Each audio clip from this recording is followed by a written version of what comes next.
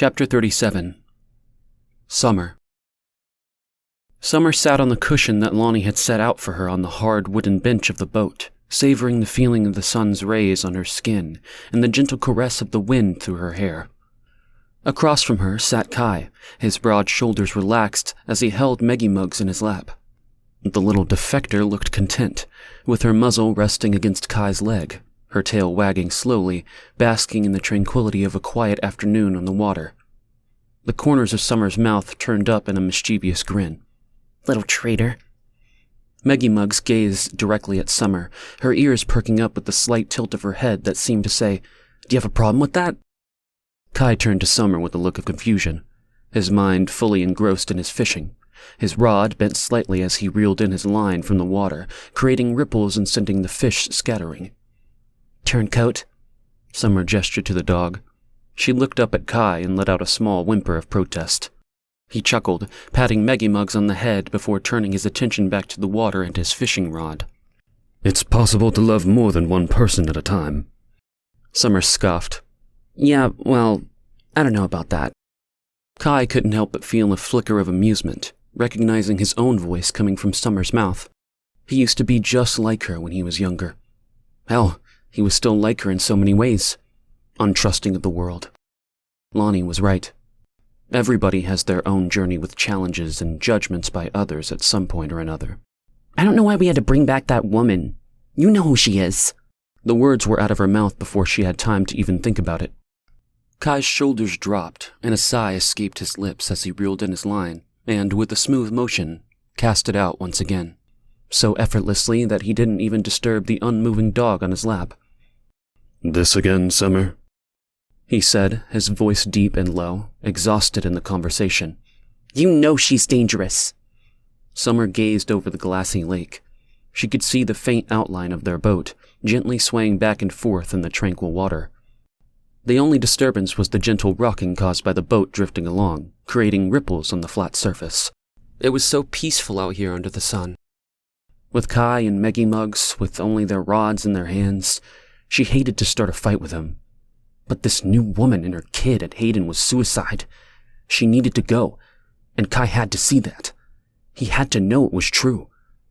Summer thought back to a few days ago when they returned with Leah and her little boy, Adam. Lonnie, of course, was there with open arms, assuring Leah that she was welcome, that they were safe, and without haste, set them up in a trailer of their own, just like she'd done with Summer. When they first entered Hayden, they all stood circling around this new stranger with the kid. The tall, blonde woman looking frightened and unsure at them all, wary, just like Summer was of her. Later, under the canopy of Lonnie and Chris's trailer, they sat outside eating a meal that Lonnie had provided with Chris bustling about her helping. Summer sat at her usual place at the picnic table, her back straight and her eyes scanning every movement of the woman across from her. Lonnie dished out homemade stew onto the little boy's plate, who said thank you and devoured his meal, obviously starved.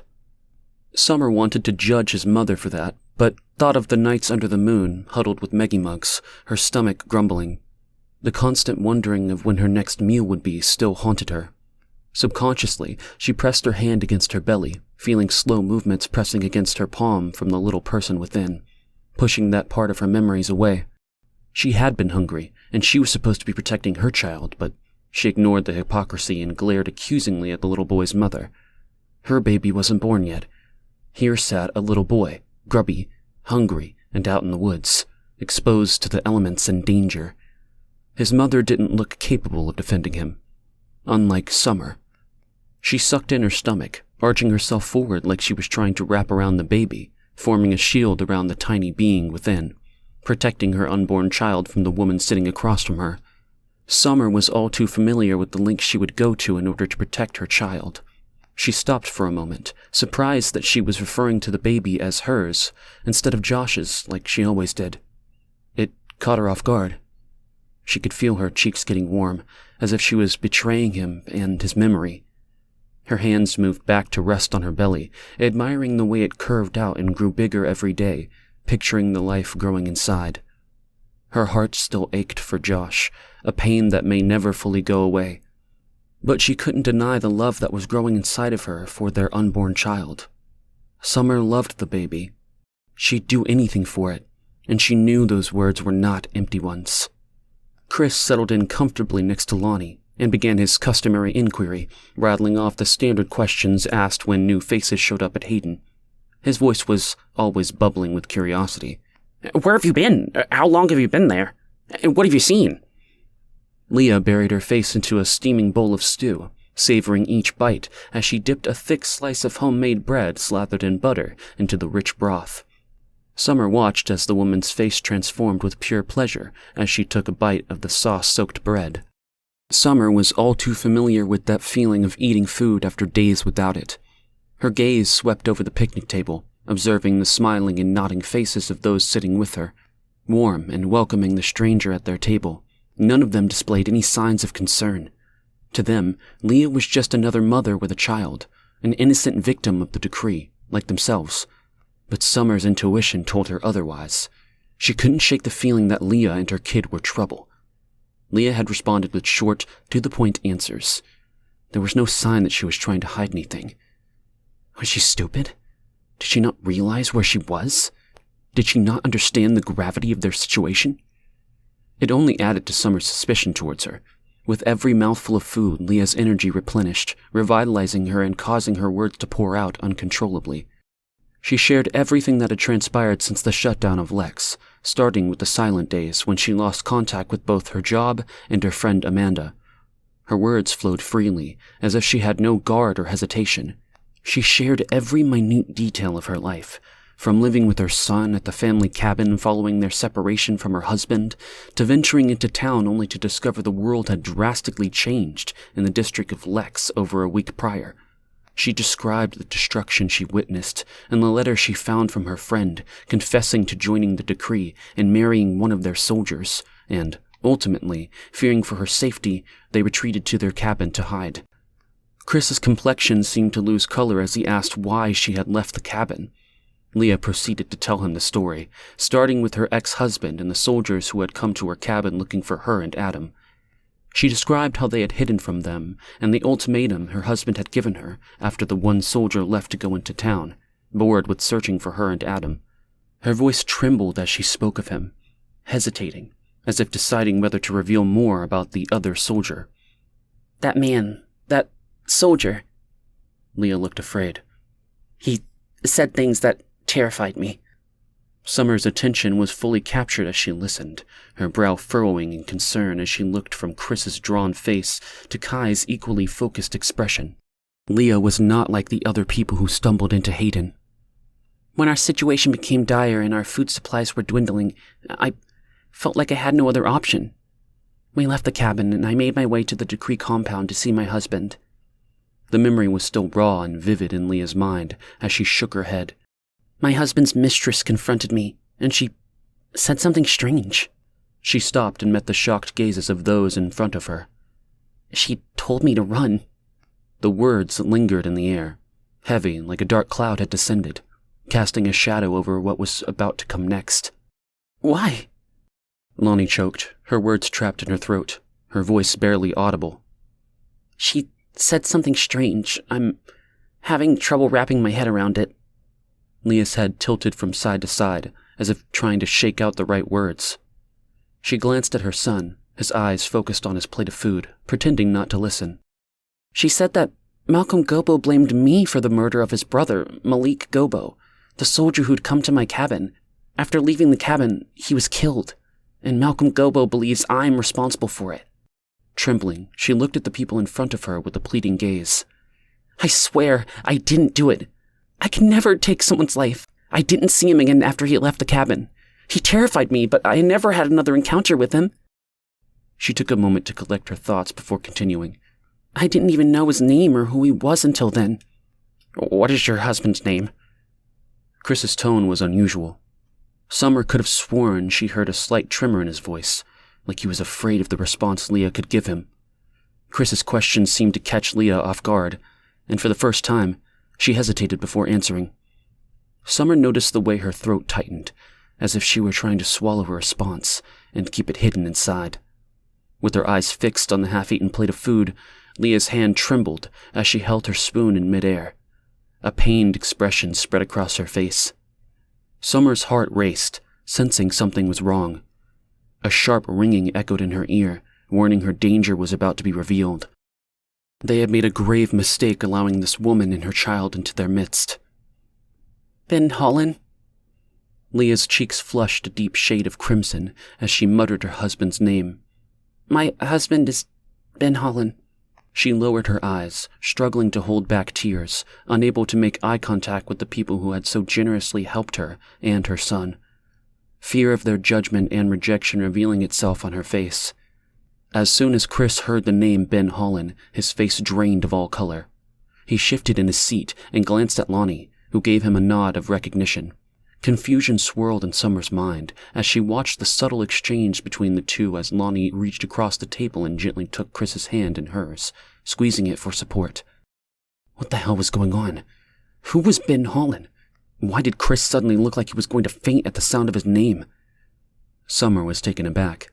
Lonnie was behaving in a way that was entirely out of character. Normally she was a picture of composure and serenity, but the woman sitting before her now appeared shaken and distressed, just as much as Chris, maybe even more. Leah kept talking, unaware that the mention of her husband's name had triggered a mass of emotions and fear in Chris and Lonnie. Summer didn't miss it. No, she noticed how Leah's words affected Chris and Lonnie. She seemed to be the only one. Even Kai seemed to not notice, which was shocking since he was distrusting of everyone. She couldn't help but notice the way Kai's eyes lingered on Leah, his brow furrowing in concentration. She glanced at Leah, taking in her long legs and striking features that seemed to have captivated Kai. They were almost the same height, with Leah being only a few inches shorter than Kai, which was surprising considering his towering stature. Was he attracted to her? They were both around the same age and shared similar physical traits.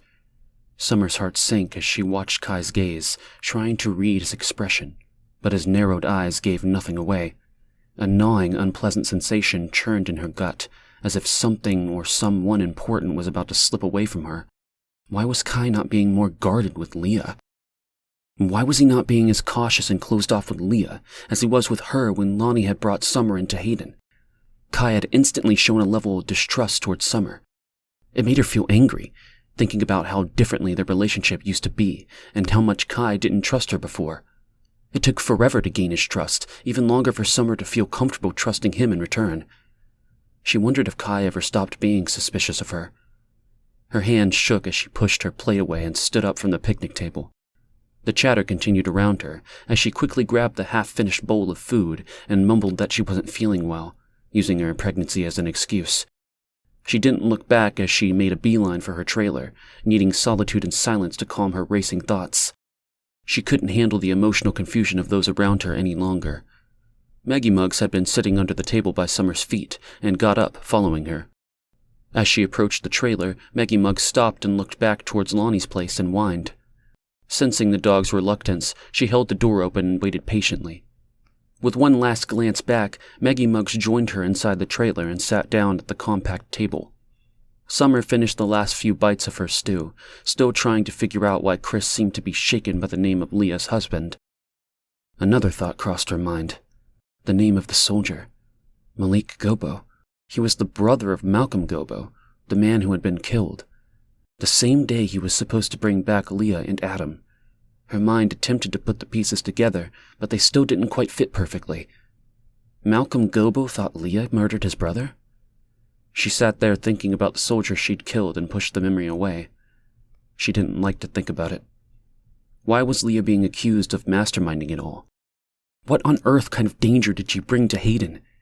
Countless questions raced through her head. She shuddered as she placed a hand protectively over her stomach, the fear spreading through her. She needed Leah and her son gone as soon as possible.